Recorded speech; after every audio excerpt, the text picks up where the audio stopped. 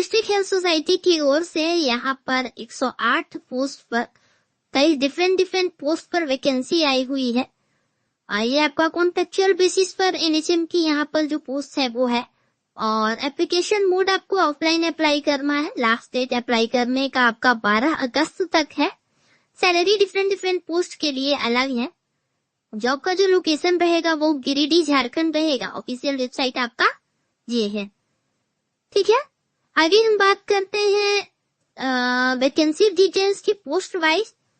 तो senior treatment supervisor के लिए यहाँ पर 8 पोस्ट है, जिसमें आपका एसेंशियल क्वालिफिकेशन बैचलर डिग्री होना चाहिए, साथ में कंप्यूटर सर्टिफिकेट और ड्राइविंग लाइसेंस भी होना चाहिए। मंथली यहाँ आपको 19,999 दिया जाएगा। सीनियर टीबी लेबोरेटरी सुपरवाइजर के लिए यहाँ पर 2 पोस्ट है, जिसमें आपका क्वालिफिकेशन ग्रेजुएशन होना चाहिए, मेडिकल लेबोरेटरी में डिप्लोमा होना चाहिए, साथ ही कंप्यूटर की नॉलेज और ड्राइविंग लाइसेंस होना चाहिए। सैलरी यहाँ पर भी आपको 21,420 दिए जाएंगे। लैब टेक्नीशियन की अगर हम यहाँ पर बात करें तो 10+2 होना चाहिए, और यहाँ भी आपके पास डीएमएलटी की सर्टिफिकेट होना चाहिए, यानी मेडिकल लेबोरेटरी की में डिप्लोमा होना चाहिए। सैलरी यहाँ पे अभी आपको 12,600 मिलेगा। आगे अगर बात करें डिस्ट्रिक्ट प्रोग्राम कोऑर्डिनेटर की, तो इसके लिए एक पोस्ट है। या तो आपके पास एमबीए की डिग्री हो या पीजी डिप्लोमा हो, प्लस 1 ईयर का एक्सपीरियंस होना चाहिए। सैलरी 20,710 मिलेंगे आपको यहाँ पर। ट्यूबरक्लोसिस हेल्थ विजिटर के लिए यहाँ पर एक पोस्ट है। साइंस चाहिए ग्रेजुएट में, या फिर 10+2 साइंस से और रिलेवेंट एक्सपीरियंस चाहिए। यहाँ पर आपको सैलरी दी जाएगी 13,211।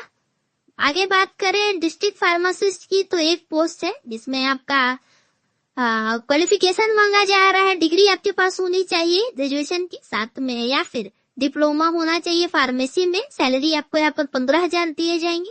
रेफ्रिजरेटर मैकेनिक की अगर बात करें तो एक पोस्ट है, यहाँ पर एक सीट है, इसमें क्वालिफिकेशन मैट्रिक होना चाहिए, साथ में आईटीआई प्लस 3 इयर्स का एक्सपीरियंस। सैलरी 8,000 है।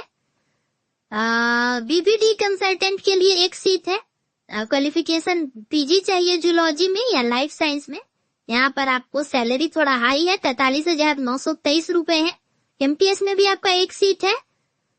ग्रेजुएट आपका बायो में होना चाहिए, साथ ही ड्राइविंग लाइसेंस होना चाहिए। आपको सैलरी दी जाएगी 17,303। आगे बात करें एएनएम की, तो 10+2 होना चाहिए, साथ में आपके पास एएनएम की सर्टिफिकेट होनी चाहिए, या और झारखंड नर्सिंग काउंसिल रजिस्ट्रेशन भी अनिवार्य है। यहाँ पर सैलरी 11,550 दिए जाएंगे। स्टाफ नर्स एनएचएम के लिए 24 यहाँ पर सीट है। इसमें भी आपका जीएनएम मांगा जा रहा है, साथ में झारखंड नर्सिंग काउंसिल रजिस्ट्रेशन होना इसमें भी अनिवार्य है। 14,300 रुपए यहाँ पर आपको सैलरी दी जाएगी। ब्लॉक डेटा मैनेजर की बात करें तो 6 सीट है, ग्रेजुएट होना चाहिए, साथ में कंप्यूटर डिप्लोमा और एक्सपीरियंस भी। सैलरी 15,000। उसके बाद एएनएम की बात करें यहाँ पर तो 10+2 होना चाहिए, साथ में एएनएम और जेएनसी रजिस्ट्रेशन यहाँ भी अनिवार्य है। सैलरी 11,466 रुपए। स्टाफ नर्स के लिए जीएनएम होना चाहिए, साथ में जेएनसी रजिस्ट्रेशन यहाँ भी। सैलरी 14,300। एएनएम आरबीएसके में आपका 4 सीट है, 10+2 होना चाहिए, साथ में एएनएम और जेएनसी रजिस्ट्रेशन इसमें भी। सैलरी 11,446। फार्मासिस्ट के लिए आपका डिप्लोमा होना चाहिए फार्मेसी में, और स्टेट फार्मेसी काउंसिल में रजिस्ट्रेशन भी होना अनिवार्य है। सैलरी आपको यहाँ पर 11,550 दिया जाएगा। उसके बाद एएनएम एनयूएचएम में आपका एक सीट है। एजुकेशन चाहिए 10+2, साथ में एएनएम और जेएनसी में रजिस्ट्रेशन होना चाहिए। 11,446 का यहाँ पर सैलरी दिया जाएगा। न्यूट्रिशनल काउंसिलर के लिए यहाँ पर 3 सीट है। डिग्री होना चाहिए आपका फूड एंड न्यूट्रिशन में, साथ या फिर होम साइंस प्लस एक्सपीरियंस यहाँ पर है आपका।